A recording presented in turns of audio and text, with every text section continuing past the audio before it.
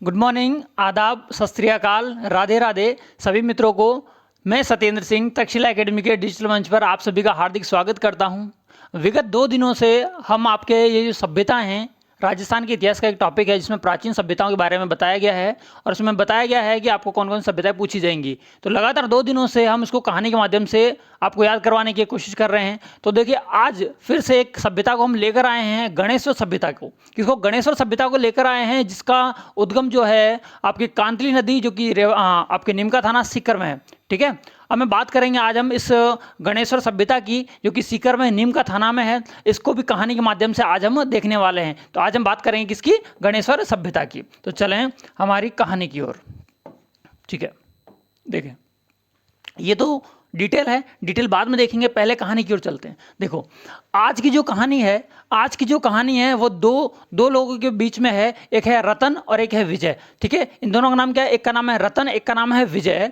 रतन और विजय, ये इनका काम क्या है, इनका कारोबार क्या है? तो इनका कारोबार, ध्यान रखना, इनका कारोबार है पत्थर का। मतलब पत्थर की क्या करते हैं? डीलिंग करते हैं, अलग अलग तरह के पत्थर को जैसे मकराने वाले काम होते हैं। इस तरह से एक स्टोरी है ना। इसको फेयर में समझना, सिर्फ एक स्टोरी बनाई हुई है जिससे आपको क्या है कि ये सारी चीजें इजीली याद हो जाए। सुनना, रतन विजय करके 2 आदमी हैं जो किसका काम करते हैं? पत्थर का काम करते हैं। अब इन्होंने क्या कहा, अरे यार, काम करते करते थक गए हम। क्या कर? काम करते करते हम थक गए हैं, तो हमें जूस की जरूरत है। किसकी जरूरत है? जूस की जरूरत है। लेकिन वो जूस किसका पीना चाहते हैं? तो ध्यान रखना, वो हेल्थ कॉन्शियस हैं, तो वो जूस पीना चाहते हैं नीम के पत्तों का। किसका? नीम के पत्तों का। लेकिन हरे नीम के पत्तों का नहीं। कैसे नीम के पत्तों का? लाल नीम के पत्तों का। कैसे? लाल नीम के पत्तों का जूस पीना चाहते हैं। तो उसने कहा, यार, हम छोड़ के चले जाएंगे काम को, तो इस काम को कौन देखेगा? तो बीच में जा रहा था गणेश जा रहा था। तो गणेश को कहा, ए गणेश इधर आ। क्या कहा? ए गणेश इधर आ। उसने कहा, क्या हुआ? आज क्या बात हो गई कि मेरे को बुला रहे हैं? बाकी तो बिना काम के तो बुलाते हैं नहीं, और काम करवाते हैं, पैसे देते हैं नहीं। तो उसने कहा, एक बार तो छोड़ दे यार, मैं नहीं आ रहा। उसने कहा, अरे आ तो सही, तेरे काम की बात है। तो गणेश ने कहा, चलो ठीक है यार, कोई काम की बात होगी, शायद हो सकता है अपना काम निकल जाए, अपना पवा सीख जाएगा। ठीक है, तो गणेश ने कहा, बोलो क्या बोल रहे हो? गणेश ने बोला, बोलो क्या बोल रहे हो? तो इसने, उन दोनों ने कहा, रतन और विजय ने कहा, एक काम कर कि तू जूस ले आ नीम का लाल वाला। ठीक है ना? इसने कहा ठीक है। लेकिन इन्होंने कहा कि इस बार हम तेरे को ऑफर देंगे, एक उपहार देंगे। उसने कहा, क्या दोगे? अरे पहले काम तो कर तू। गणेश को क्या कहा? अरे पहले तू काम तो कर, फिर बताएंगे। लेकिन उसने कहा कि नीम का जूस मैं बिल्कुल ले आऊंगा। तो उसने, इन दोनों ने कहा, रतन विजय ने, कि एक काम करना, पहले की तरह इसको तू कहीं कलश में मत ले आना इस जूस को। किसमें? कलश में मत ले आना। कलश में मत ले आना, या तू प्याले में मत ले आना। इस बार जूस जो आपको लाना है वो थोड़ा सा कांच के गिलास में लेके आना है, किसी कांच के गिलास में लेके आना है। तो उसने कहा कि तांबे का कलश हो तो मत लाइए जूस उसके अंदर, प्याला हो तो भी मत लाइयो, और ना ही तसले में लाना। तसला जानते हो?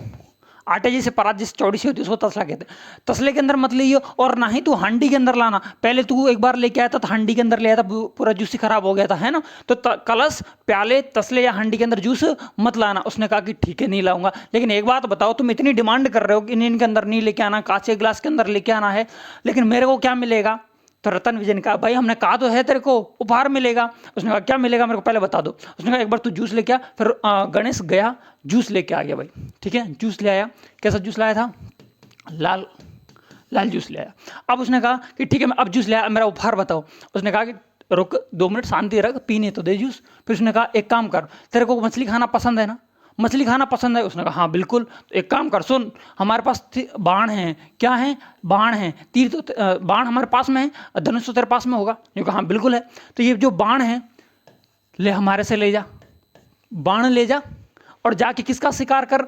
मछली का, है ना? किसका शिकार कर? मछली का शिकार कर। और फिर मछली को के जो ऊपर के सल्क होते हैं उनको तू किससे साफ कर? उस तरह से साफ कर ले, उस तरह से साफ कर ले, या छेनी से, जो भी तेरे पास में मिल जाए उसको, उसे तू साफ कर लियो। फिर क्या करियो? फिर इसके बाद में इसके पीस कर देना। इसे क्या कर देना? टुकड़े कर देना। और किससे करना? तो फरसे से कर देना। किसे? फरसे से इसके क्या कर देना? टुकड़े कर देना। और उसके बाद में कहीं पर आग लगा के, या अंगीठी जला के, कहते हैं ना अंगीठी, आग जला के इसको सेक के तो खा जाना, है ना? सेक के तो खा जाना। और इन्होंने कहा कि ये बात भी सही है यार। फिर इसको बाण दे दिए, इसलिए मछली का शिकार किया, उस तरह से उसकी सफाई करी, और फरसे से उसको काट के और इसको सेक कर क्या कर गया? अंगीठी पर सेक कर क्या कर गया? वो खा गया। ठीक है, ये थी हमारी कहानी। अब देखते हैं इस कहानी को कहां पर हम रिलेट करने वाले हैं। सुनना, देखो, मैंने कहा था ना, इसका नाम है, इस पूरा नाम है रतन चंद्र अग्रवाल। इसकी जो खोज करता है रतन चंद्र अग्रवाल। रतन चंद्र अग्रवाल प्रारंभिक खोज करता है, बाद में उत्खनन किया था इन्होंने 1972 में।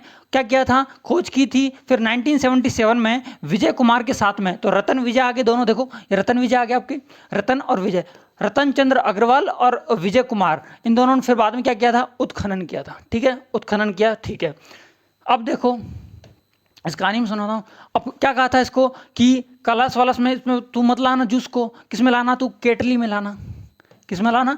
केटली में लाना जूस को। किस में लाना भाई? केटली में लाना जूस को। तो उसने कहा ठीक है केटली। अब तो केटली से हो गया कांतली नदी। गणेश्वर सभ्यता का जो उद्गम है वो किस नदी के किनारे है? ध्यान रखना, कांतली नदी के किनारे। देखो ये रहा उद्गम कांतली नदी के किनारे, जिसका इस जो कांतली नदी है इसका उद्गम होता है खंडेला पहाड़ी सीकर से। ठीक है, आपको नदियों का जब चैप्टर लेके आएंगे तो उसमें आपको व्यवस्थित तरीके से आपको नदियाँ भी कंप्लीट करवा दी जाएगी। ठीक है, देखो स्थान कहाँ है? नीम का थाना। किसका जूस मंगवाया था? नीम का जूस मंगवाया था। विशेषताएं क्या क्या हैं? अब देखो ये रहा, ये तो हो गए उत्खनन करता, खोज करता। अब देखो पत्थर वाले थे ये दोनों, पत्थर का काम था। तो ध्यान रखना, गणेश्वर सभ्यता में पत्थर के घर, ईंटों के घर नहीं मिले हैं। ईंट से निर्मित घर गणेश्वर में नहीं मिले हैं, ये ध्यान रखना। अब पत्थर से निर्मित घर और पत्थरों से निर्मित बांध ये कहाँ मिले? आपके गणेश्वर में मिले, इसलिए मैंने पत्थर की ट्रिक बीच में सेट की है। सुनना, अब ध्यान रखना, सर्वप्रथम आपके ये जो पत्थर के बांध है, पत्थर के बांध कहाँ मिले हैं? सर्वप्रथम आपके गणेश्वर में मिले। ठीक है, और ध्यान रखना ये जो गणेश्वर सभ्यता है, गणेश्वर सभ्यता है ताम्रयुगीन सभ्यताओं की जननी के नाम से जाना जाता है, क्योंकि यहाँ पर हड़प्पा और मोहनजोदड़ो में किसकी सप्लाई की जाती है? तांबे के उपकरण की सप्लाई की जाती थी। कहाँ से? आपके गणेश्वर से। ठीक है, इसके बाद में किसका जूस मंगाया था? नीम का। तो नीम का थाना हो गया, देखो ये रहा, है ना, नीम का थाना हो गया। विशेषताएं, पत्थर के घर हो गया, पत्थर के बांध। अब देखो यहाँ पर से ताम उपकरण भी मिले हैं और आभूषण भी मिले हैं। ठीक है, ट्रिक में क्या था? देखो बाण दिया है, मछली का शिकार करेगा, उस तरह या छेनी से उसको छीलेगा, फरसे से काटेगा और अंगीठी से बन गया अंगूठी। तो ध्यान रखना, गणेश्वर सभ्यता से बाण मिला है, मछली का कांटा मिला है, ये सारे तांबे के हैं। तांबे का बाण, तांबे की मछली पकड़ने का कांटा, इंपॉर्टेंट है, मछली पकड़ने का कांटा लिख भी देता हूँ यहाँ, मछली पकड़ने का कांटा। मछली पकड़ने का कांटा भी कहाँ मिला है? गणेश्वर से मिला है। इसके बाद में उस तरह छेनी, फरसा और अंगूठी, ये सारे सारे तांबे उपकरण कहाँ से मिले हैं? ये आपके मिले हैं गणेश्वर सभ्यता से। ठीक है, इसके बाद में हल्के लाल रंग, लाल रंग का जूस बताया था ना, हल्के लाल रंग के बर्तन भी मिले हैं, और बर्तन में लाल चिकनी मिट्टी के बर्तन भी मिले हैं, लाल चिकनी मिट्टी के बर्तन भी मिले हैं, और मिट्टी के छल्लेदार बर्तन भी मिले हैं। और इस बर्तनों में क्या था? मर्तबान, कलश बताया था, प्याले बताए थे, तसले बताए थे, ढक्कन और हांडी, हांडी के ऊपर ढक्कन लगा हुआ, तो ऐसा हो जाएगा। ठीक है, अब देख लो यहाँ पे इसको देखो। ठीक है, एक बार मैं इसको साफ कर देता हूँ। चलो यहीं से बता देता हूँ। देखो रतन विजय करके दो आदमी हैं, पत्थर का काम करते हैं। तो रतन चंद्र अग्रवाल और विजय कुमार ने इसकी खोज और उत्खनन कर दिया। फिर पत्थर के यहाँ पे साक्ष्य मिले हैं, किसके साक्ष्य मिले हैं? पत्थर के साक्ष्य मिले हैं, मतलब पत्थर के घर और पत्थर के बांध। ठीक है ना, पत्थर के घर और पत्थर के बांध गणेश्वर सभ्यता से मिले हैं। फिर जूस के लिए कहा था, कहाँ से लाना है? केटली के अंदर भर के लाना है। किसका जूस? नीम का जूस। तो नीम का थाना क्या हो गया? नीम का थाना सीकर से इसका क्या है? यह स्थान है, गणेश्वर सभ्यता पाई गई है। ठीक है, और ध्यान रखना इसमें कैसा जूस मंगाया था? लाल जूस। तो हल्के लाल रंग के क्या मिले हैं? वहाँ पर बर्तन मिले हैं। और इस जूस को कहाँ पर लेके आना था? केतली में। तो केतली कैसे बन गया? कांतली नदी। क्या बन गया? कांतली नदी के किनारे। ठीक है, फिर किसके अंदर लाने के लिए मना कहा था? तो गणेश हो गई ना, गणेश्वर सभ्यता। गणेश से क्या हो गई? गणेश्वर सभ्यता। फिर क्या कहा था? किस में लाना है? कलश में लाना है। एक कलश दिख रहा होगा आपको, तांबे का कलश है। किसका? तांबे का। तो ध्यान रखना, ताम्र उपकरण और ताम्र आभूषण मिले हैं, जिसमें आपके तांबे का कलश मिला है, प्याले मिले हैं, तसले मिले हैं, हांडी मिली है, ढक्कन मिला है। हो गया क्लियर? पीछे बताया था मैंने आपको। इसके बाद में उसने कहा चलो ये तो मैं ले आया, अब मेरे को क्या मिलेगा? तो रतन विजय ने क्या कहा था? तेरे को बाण मिलेंगे। तो ताम्र उपकरण में बाण भी बताया था मैंने, मछली पकड़ने का कांटा भी बताया था, उस तरह और छेने भी बताए थे, फरसे भी बताए थे। और किस पर इसको मछली को पकाएगा? तो ये पकाएगा आपके अंगीठी पर, मतलब अंगूठी भी यहाँ से मिली है।